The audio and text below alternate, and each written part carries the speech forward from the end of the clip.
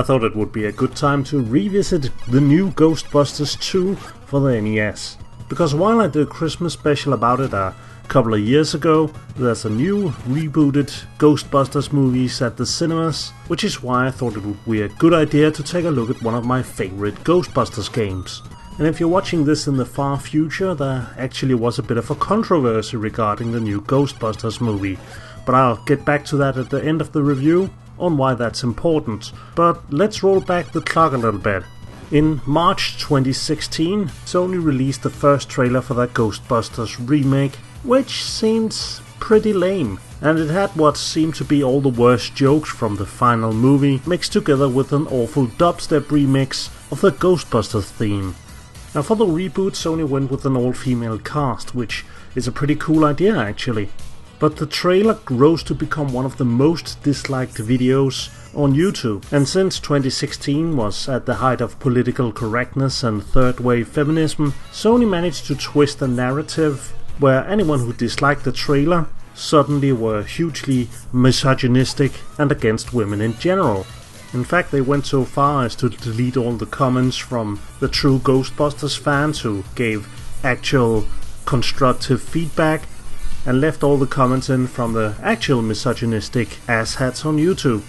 But as the months went by and Sony got more and more aggressive, to the part where they called anyone who didn't want to see the new Ghostbusters movie as some kind of man-child living in their parents' basement, the movie eventually did come out and got kind of average scores and didn't do super well at the box office. But that actually had nothing to do with the movie having women in it, but because the movie was banned in China, which was the absolute biggest market for Hollywood movies. And again, the reason for the movie ban wasn't because it was about 4 women, but because it had ghosts in it. But let's talk video games. New Ghostbusters 2 is a cute take on the Ghostbusters 2 film, where you start the game by picking from 2 of the 4 Ghostbusters. Yes, you can actually play as Winston in this one, or you can bring along Lewis, even though he only makes a short appearance at the end of the film, and from there on it's pretty straightforward. You control one Ghostbuster who has to capture the ghost in his beam, and the other Ghostbuster will automatically walk into position, and if you press the B button he will throw out his trap and capture the ghost. It's straightforward. You don't really need anything other than that for a good Ghostbusters game.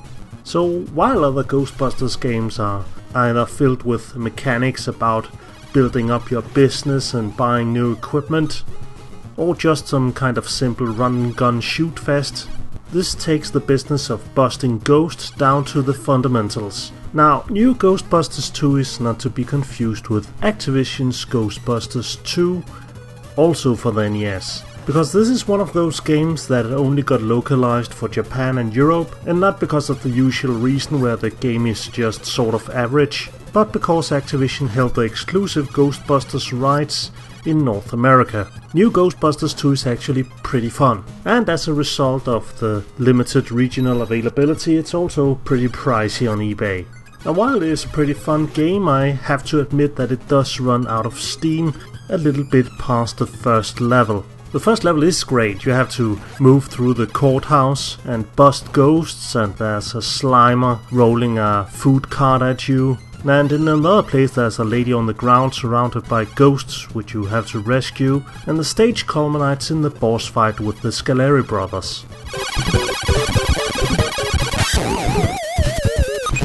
Stage 2 is pretty great as well. You explore some underground excavations, fighting off ghosts, construction workers and miners, and in the end you get to fight Slimer aboard the ghost train from the movie, complete with floating heads and everything. But stage 3 is Venkman's apartment. Here the backgrounds start to look a little bit repetitive, and there's some really annoying ninja ghosts that appear behind you and suck your lives away one by one. This stage doesn't even have a boss fight, it's just Janosch appearing in his ghost stroller and kidnapping the baby. Fourth stage is back in the slimy sewers, where you do get a boss fight against a ghost that doesn't appear anywhere in the film. But hey, you know, you gotta work with what you have. And in the fifth stage of the museum, they repeat the encounter with the lady on the floor who is surrounded by ghosts, which feels a little bit like they ran out of ideas. Now I didn't get that far because I'm bad at video games, but it does culminate in a pretty cool boss fight with Janos as well as Viggo, which steps out of his painting and takes up half the screen while shooting fireballs at you. Man, Aaron and Abby are my heroes. They believed in the existence of the paranormal when it wasn't even cool. Ditto. Before meeting those ladies, I only had myself to look up to. Huh. Looks like they're still out there making supernatural herstory. Now the reason why I wanted to mention the new Ghostbusters film at the top of the review is because there's actually also a new Ghostbusters game. In fact, this new Ghostbusters game looks to do a lot of the same things that the new Ghostbusters 2 game does. It's a top-down run-and-gun game, but this time it's for 4 players, which on paper sounds cool. They have all these weird weapons, which doesn't really seem to have anything to do with Ghostbusters, and they only whip out the proton packs to take down the boss ghosts by the end of each stage. It also has all the other trappings of modern games, complete with an XP system and new skills you can unlock, but it's kinda bad and boring and just way overpriced. But why is it like this when it's a more complex game than new Ghostbusters 2 on the NES? Well, maybe it has something to do with the fact that we just expect more from modern games. Or maybe it's a nostalgia thing, maybe old things are just better. And that's probably the real reason why the new Ghostbusters movie is so hated. It has absolutely nothing to do with people hating on women. I mean, nobody tried to stand up for Wild Wild West, saying that anyone who didn't want to see the movie is a racist. And if I was a feminist, I would actually be kind of offended that the new Ghostbusters film was somehow to represent my personal ideals.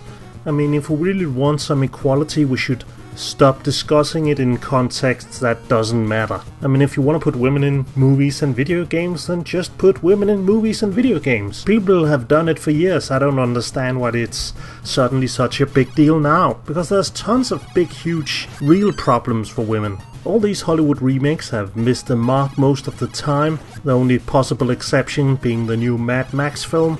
And one of these days they are going to reboot Back to the Future or the Goonies, and I can guarantee you that it's going to be terrible as well. But while we continue this downward spiral into worse and worse new media, you can at least always go back and enjoy new Ghostbusters 2 on the NES.